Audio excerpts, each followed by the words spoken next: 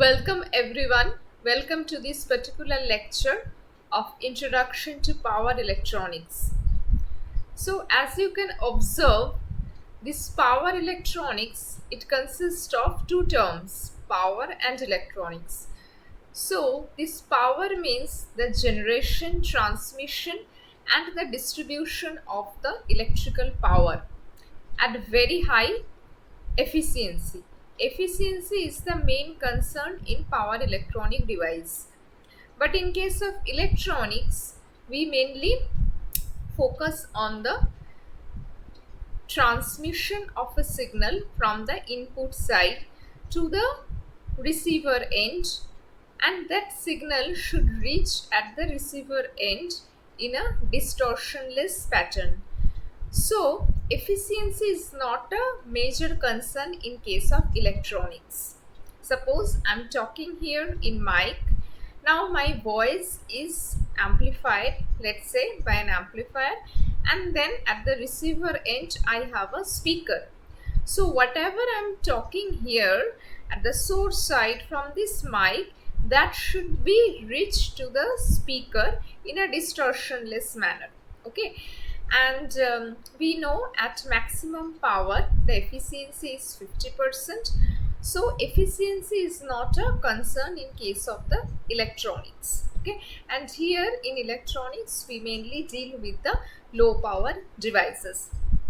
So in power electronics we apply the electronic principles to control the power engineering devices in order to obtain the maximum efficiency. Now, this is the basic block diagram of a power electronic system.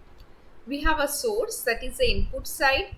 Input side we can have voltage, current, frequency as the parameters, and these parameters can either be AC or DC. Then these parameters, they are converted to some desired power level by the power converter circuit. So the output of the power converter circuit can also be AC or DC. So the output of the power converter circuit, we can also have parameters like voltage, current or frequency. So this output is given to a load. Then from the load we are taking a feedback. Now there is a control circuit which will compare between the feedback signal which is coming from the load with the reference signal, and accordingly it will generate the error signal and it will give that error signal to the power converter circuit. Accordingly, power converter circuit will adjust the load. For example, suppose we want to calculate the speed of an AC motor. So in that case, in the source side I have the constant voltage and constant frequency. So the power converter circuit, it will convert it to the variable voltage and variable frequency, so that the ratio of V and F, V by F ratio remains constant. Okay. Now this constant V by F ratio is given to the load, and from the load signal we are getting a feedback.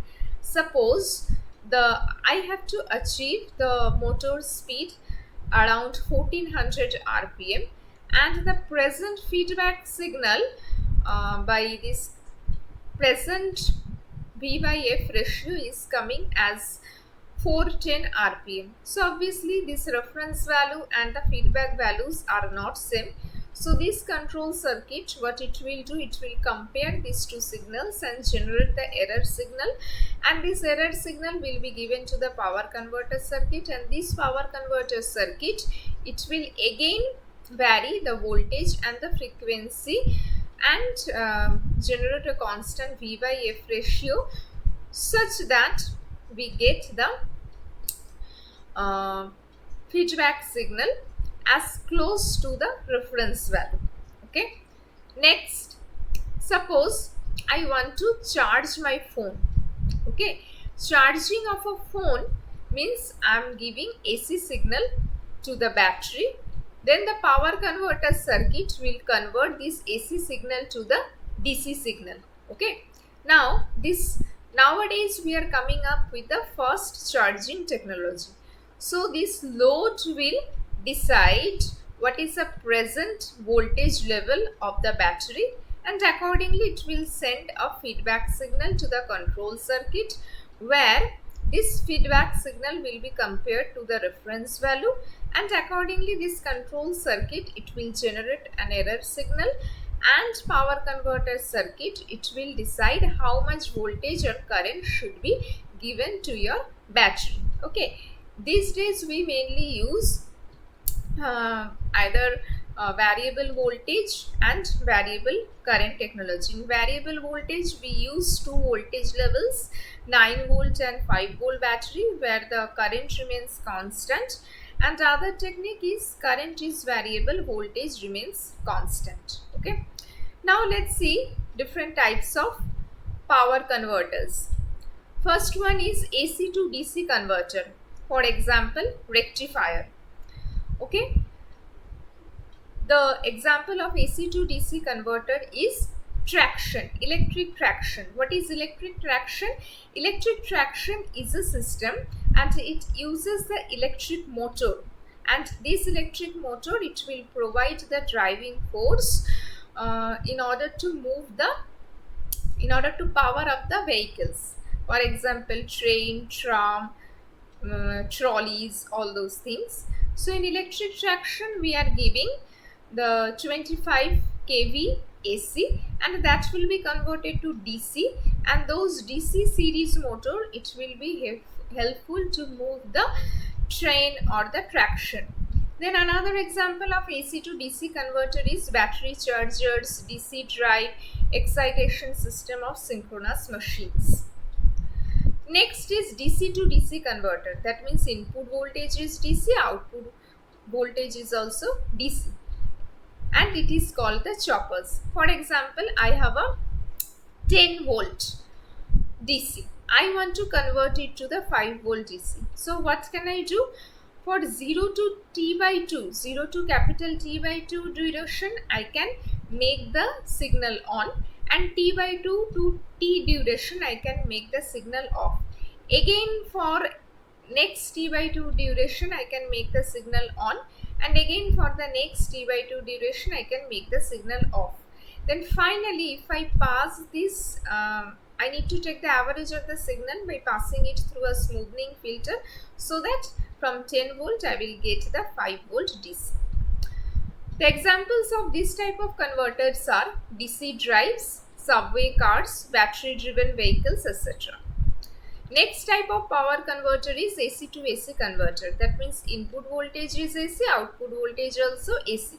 The first type is AC voltage regulator. In this case, input and output AC voltages are variable, but the frequency, input and output frequency remains constant. For example, speed control of fans and pumps.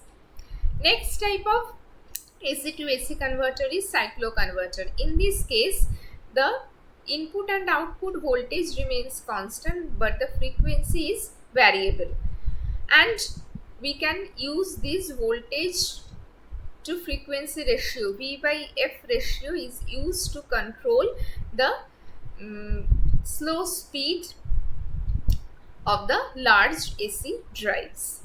Next type of power converter is DC to AC converter. Input is DC, output is AC. For example, inverters.